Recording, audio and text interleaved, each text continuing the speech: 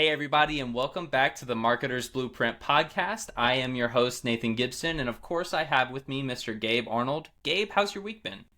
Fantastic. We were just talking about some awesome wins and progress and growth that we're seeing in the company and for our clients before we get on here. And that's about all I can ask for. Wins for our company, of course, are always tied directly to wins for our clients. So it's been an awesome week.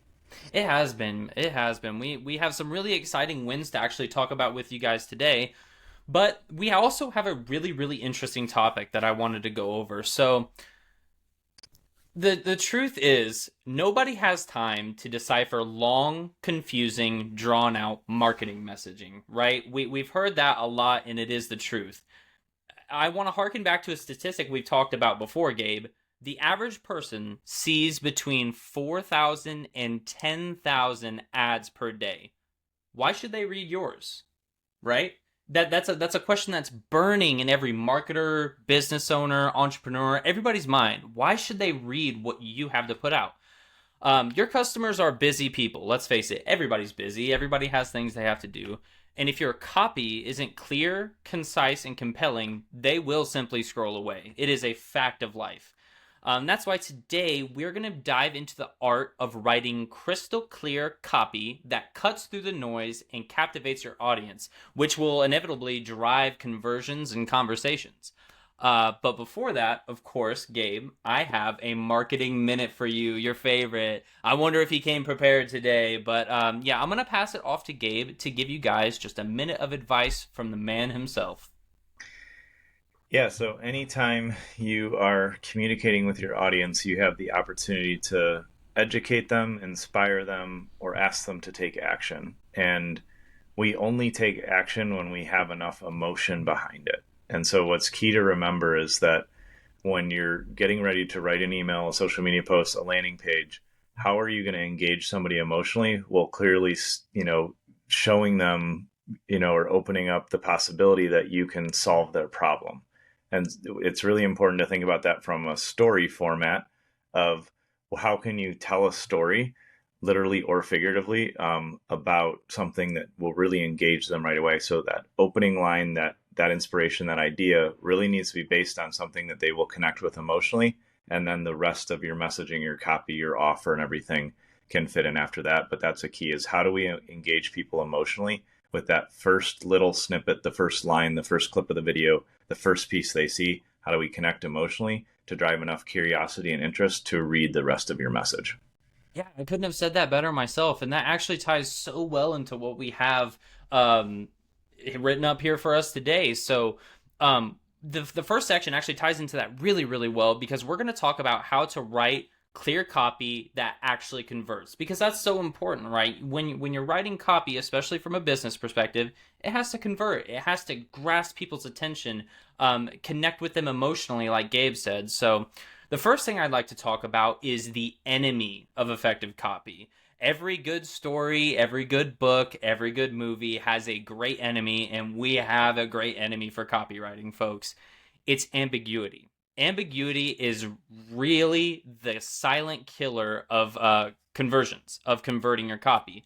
When your copy is vague or open to interpretation, your audience might misinterpret your message, lose interest, or even worse, develop a negative perception of your brand, which is, as we know, really bad. And so it is definitely the arc villain here. So Gabe, how can, in your experience as a business owner, how can being ambiguous or vague with your copy affect sales or your conversions? Yeah, so I want to use some analogies to explain this because it'll be easier to understand. And so the analogy that I like to use as it relates to your copy and your messaging, is all of us in this era have probably experienced that time where we clicked in to watch a YouTube video, or we turned on a movie or a TV show, and we get in 10 minutes, 15 minutes, into something longer form, and we're trying to figure out what the point is. And if that happens to me, I barely give it 10. Same, Even if I'm, same. even if I'm like really bored and just looking to relax and watch something, if I'm 10 minutes in and I don't have some big, strong emotional hook or curiosity, or if they're just taking way too long to even help me understand what the point of the story is, then I Mm. will click away And I'm very frustrated because just because of how I am. I have like such a particular interest in specific genres and how I watch things, and like I have such a high bar for entertainment when I do Right. sit and entertain myself that I'm frustrated if I'm that far in. It's a negative experience, like you said. Right. So when we think about copy, the first thing to be aware of is that we don't want to open up in a confusing way. And we have to realize that copy is not just writing a social media post, it's or an email or a sales page. That's the written form of copy. But copy is also how we are speaking in video, which is obviously a huge piece of marketing as well. Oh It's yeah. how are we going to hook people in and get them interested in what they're doing.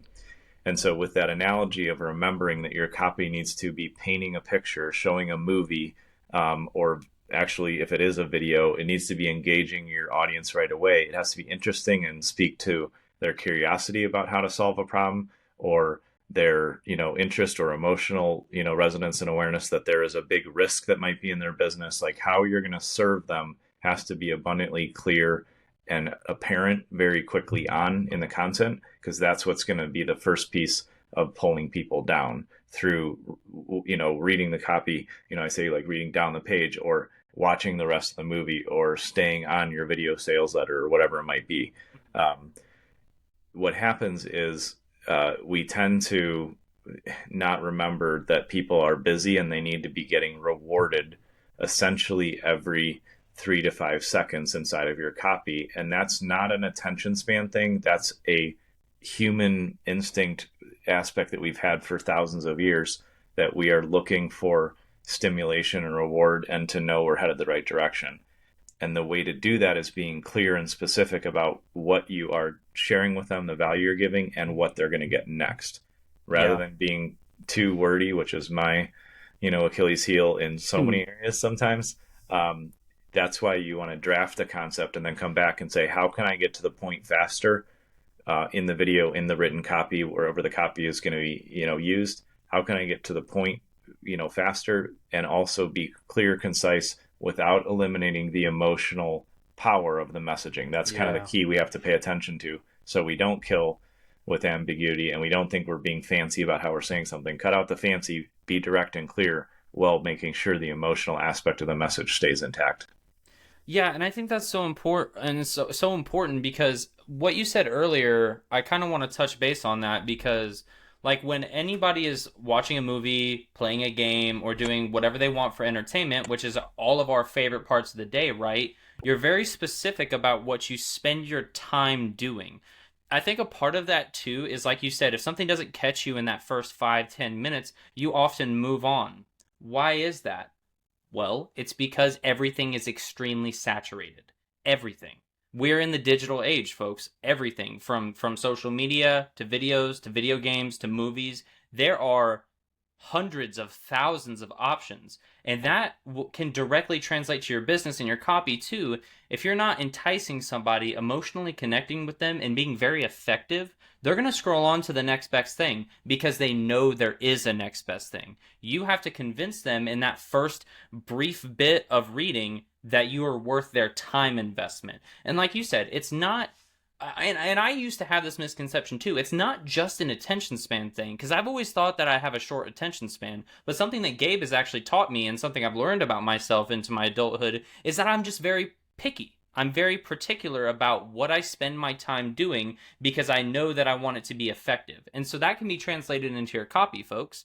Um, and with that being said, we talked about, the enemy of copy and things like that. We want to also be able to provide some value to you guys today. So we have a few things here that were written by the team of what we're calling the pillars of writing clear copy. Some things that are really important to consider when it comes to writing clear, concise, and effective copy. I'm going to go over a few of them here, and then I'm going to get your thoughts on some of them, Gabe. The first thing is something we've already touched on, is specificity is key.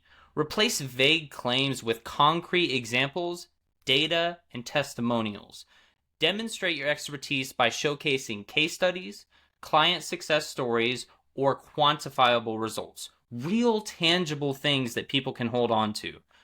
And that begs a question I want to ask you. How important is that, Gabe? How important is being specific with your data and your testimonials important in your copywriting and in your business?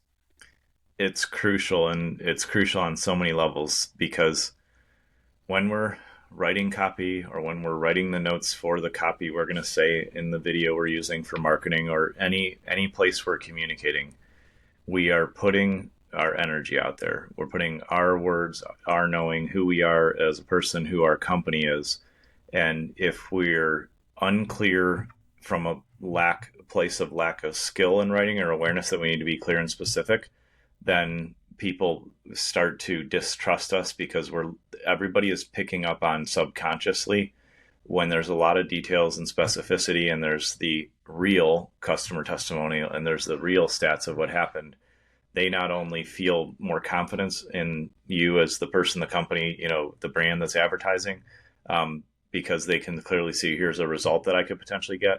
Subconsciously, we all know that the big picture is made up of all the little details. And if they are not present, then we start to question the authenticity and validity of the business and, the ad and offer. And also, there's unfortunately people that teach you to like stretch that stuff, or make bigger claims than you've really achieved. Yeah.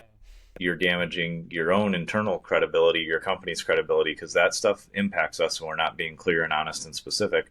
And everybody knows anyway, because messaging comes from a person when it's effective, and messaging holds the energy and the truth of what that person was writing about their company, the company they work for, wherever their marketing role is. And so that is picked up energetically very quickly when you're being dishonest or not clear and specific. And so it's crucial to say what you actually do, and you will attract the people that you actually should work with.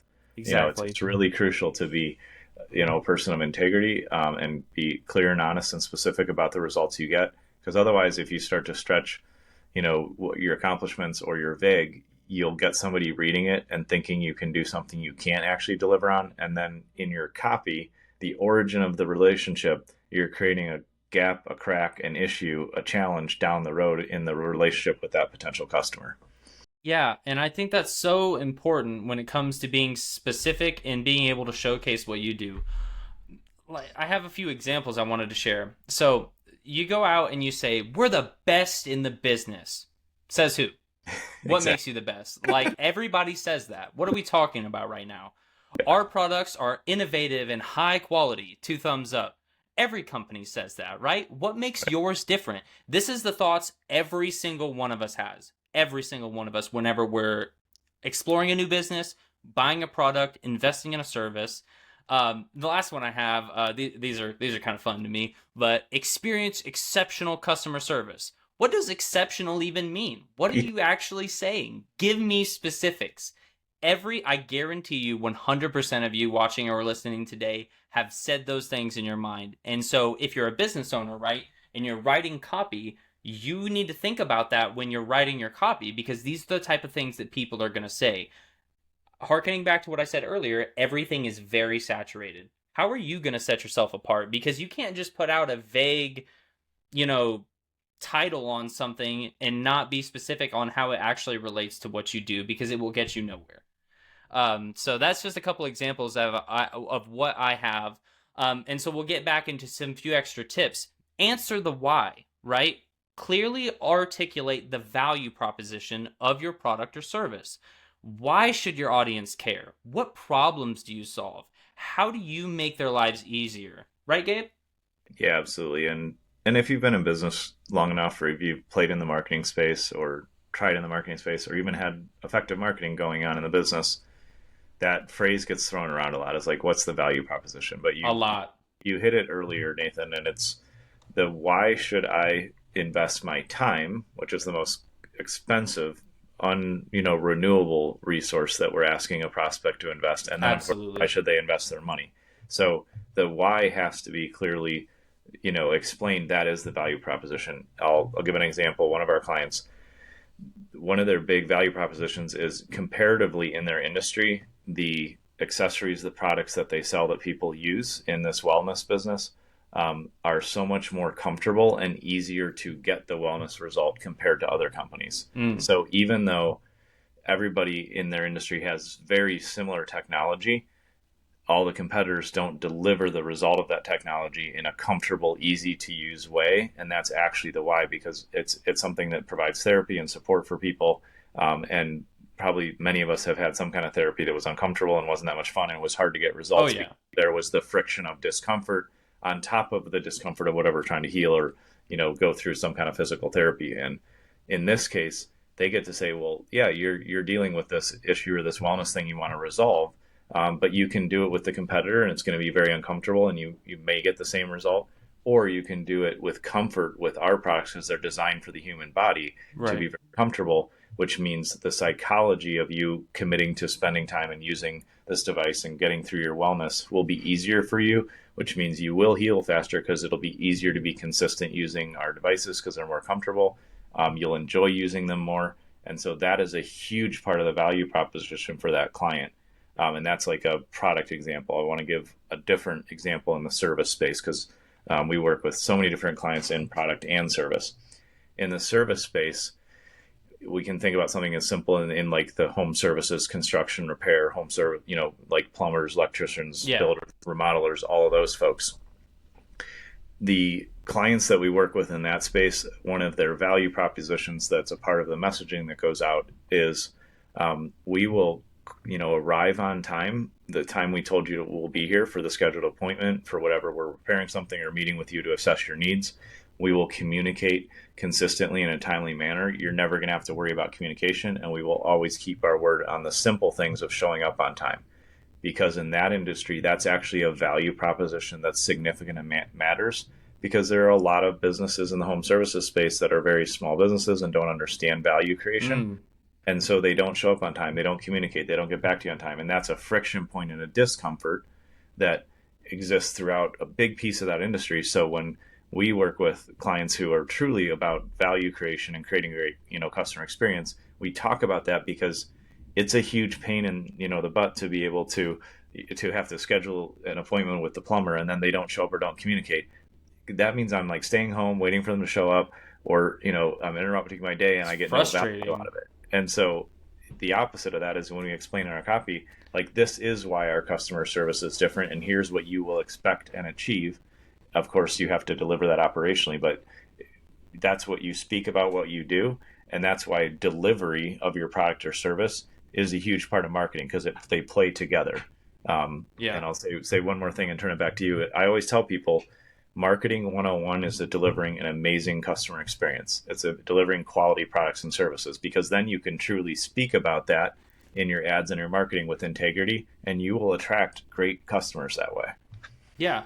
And the more that you show up and serve your customers, your clients, whoever that may be, the more real proof you'll have of that. And that it Exactly. feeds into the circle of life of business. The better quality products or service you provide, the more satisfied your customers are, the more likelihood they are to stay with you and buy more from you or stay aligned with you and tell the other people about them. Then you can put that into your content and start it all back over. So it creates this amazing perpetual loop of creating quality services or product that feed into the people that need them in the satisfaction that you can show with other people to show how beneficial what you do is. It creates this value engine, haha, engine, Yeah. that really, really shines. And I think that that's so important. That actually leads into what I was going to say next is focusing on those benefits, not just the features. Yep. Don't just list the features of, this water bottle. It closes the lid. It has a little thing you can put on your backpack. It has our logo on it. List what problems does it solve? Well, it solves my hydration issue. It is also insulated, so it keeps the water inside cold, right? What tangible benefits does your products or services have? How important is it to elaborate on that level rather than just listing out basic features of your products? Yeah, it's huge because otherwise, if we're not paying attention to the benefits of that are included, then we can start talking about things that don't matter. So, like, and we'll just use like computers as an example. Having in today's day and age, having like 12 USB ports on the back of the computer is a feature, but it doesn't really speak to the benefit that most people need right now. Is they need something that is fast and reliable, Right. is going to last a long time, all the other things. And so if I was selling a computer, I wouldn't start by saying, yeah, it's got like 17 ports on it and here's what they do. That's a technical aspect that some people want to know, but that's not why Sure. they're buying it per se. I would focus on saying, if you make this investment and you buy this nice computer, you will buy back time because it will operate faster, and all those little fractions of seconds will add up to more productivity. The other benefit is when you're buying a machine that's really easy to use, is that emotionally your day is easier, whether you're creating, gaming, doing whatever you're doing on your computer, coming to video calls. It'll be stable, it'll be easier. Like, I'm going to explain the result, the outcome that you're buying, and how that benefits you versus like, yeah, whatever my Pixel camera is on my computer. That's not what I care about. And I can be a techie nerd and I look at that stuff, but the Same real here. benefit is that, when I upgraded my computer, whatever, 6 months ago or whenever I did this, the nice thing is I don't have to use a webcam now, and I have way better video quality, which Right. the real benefit is I can be on this podcast and communicate with everybody, in our audience. I can get on meetings and I can have deeper connection because they can more clearly see my face, and we can get all the aspects of communication, not just verbal. So And again, that's that's true a couple value. examples. Exactly. You know what I mean? That's true value. That's not just, it has this many pixels, it records in 1080p. That's the value that it provides on your life. Of course, the features are important. We're not saying don't mention the features of your product, Yeah. they are important, but that's not the main reason people buy 9 times out of 10. You will Yeah. run into the occasional Gabe Arnold who's a tech nerd and wants it for those pixels, or me Yeah. who buys a gaming computer specifically for the 17 ports. But 9 times out of 10, it's going to be the value, the time they save, and the impact on their life. Whether Yeah. that's something as simple as my water bottle, or that's something like a multi-thousand-dollar computer. And that all, let's tie that all back into the purpose of today's episode. That is all things you can incorporate into really effective copy. Just like how we're describing these things on our episode today, you can talk about your products and your services like that in your copy. That's what we want to inflect to you guys, is make sure that you understand that it's not just about listing value or proposition or this or that or the other. It's about really emotionally connecting with people and showing them, not just telling them. That's effective copy. So I wanted to say too, if you're not a copywriter, if you hate writing, or if you just want a team of dedicated copywriters to the success of your business, we can help you out. A lot of what I talk about here on this podcast is developed by our copywriters. They are excellent. They are always on the clock, working hard to put out high quality copy in social media posts, email newsletters, landing pages, you name it. So if you struggle with copywriting, we can help you out. We'd love to do so. All you have to do is just check the link in the video or the podcast wherever you guys are listening. There will be a link down there that you can come chat with me. I can tell you about all the awesome things that our copywriters have been doing and give you some tips and tricks as well. But Gabe, it wouldn't be an episode if we don't talk about some wins. And we have a really big one this week. So it's about a client we've talked about a few times, Pulse PEMF. We actually recently just helped them transform their social media presence, which really ties into copywriting and what we are talking about today. So a couple of things that we did for them is we enhanced their copy, of course, their copywriting, their visuals, and what this led to is better overall engagement. And what's the best part of this, Gabe? The client was absolutely thrilled. They were so happy because we provided real value in changing some things that weren't working and making them better. And I actually have a quote from the client of what they had to say after we transformed these things for them. The quote is, "I actually received several compliments on the shift we have made on social media. Thank you so much for being such a massive contributor to what we're doing." Is that not amazing, Gabe? I love it when we get to work so closely with our clients, because some of the real benefits of partnering with BME is that we really actively listen and understand where do they need to go, what are the needs in the business, what are their goals, where have the challenges been. And then we also very intentionally do the market research and understand the audience they want to serve. And when we marry those two things together and we have consistent face-to-face video calls and connection and we collaborate together, that's when we're able to deliver amazing value. And I just love that our company is relationally driven. We talk about it all the time, but we talk about it all the time because it's important. Our first guiding principle is relationships first. And that is the key to success.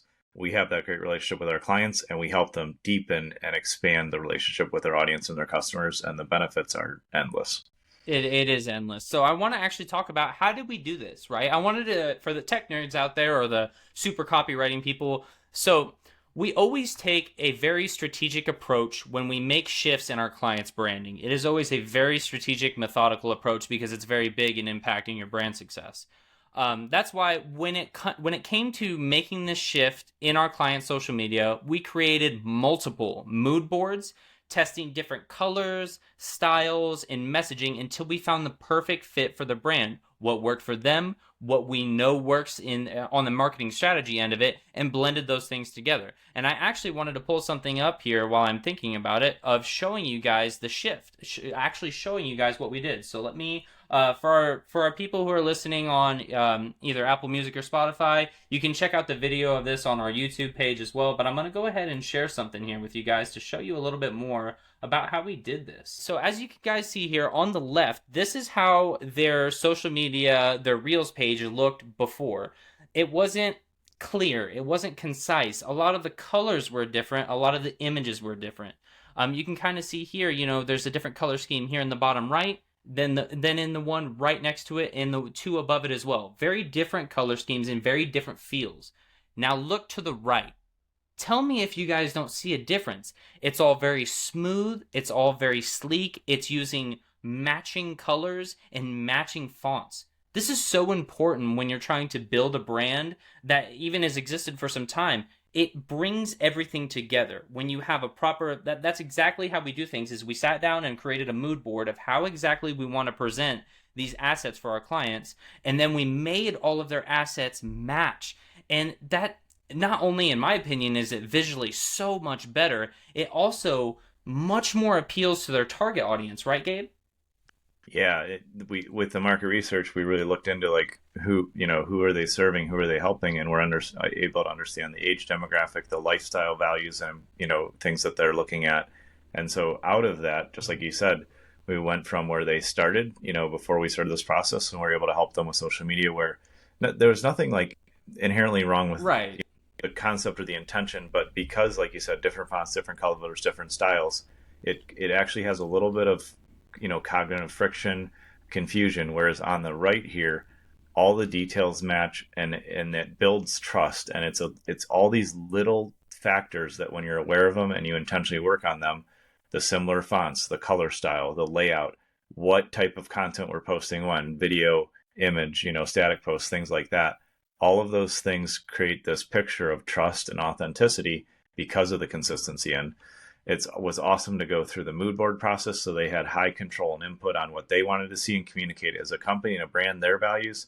And we were able to bring in, like you said, and support them and say, here's what your audience values. And bringing those together deepens that relationship with our audience, and they're getting amazing results. They saw a huge increase. The end result later down the path of marketing this, they saw a huge increase, almost doubled their lead generation from a combination of social media and SEO and all the things that we bring together. And so all these details really matter, and it's so awesome to always see the before and after like this. Oh, it's truly amazing, Gabe. I mean, the team worked so hard on this, and it was a real collaborative process when we create a mood board for a client because it's their brand. I mean, we're working for them. We're their marketing team, and so it's so beautiful to see the pairing of our expert marketing strategists with the needs and wants of the client, marrying them together into something like that. It's a perfect example of how that type of things works. So that's what we have, guys. If you like this video, please throw a thumbs up. It really helps us out on the YouTube. Check it out on our other social medias as well. Share it with your friends. We always love to make new friends here at BME. And don't forget to subscribe to our channel over on YouTube. We put out a new podcast every Friday, and we would love for you guys to join the family. Also, I wanted to let you know, if you want a team of dedicated experts working around the clock for your business success, there's also a link in the description to book a call with me where we can chat. I can learn more about your business. I can share some of our experience in that space and just be able to connect with you. So that's what I have for you guys. And I really appreciate your time here today, Gabe. This has been a super fun episode, and we look forward to seeing everybody next week. See you, everyone. Bye, everybody.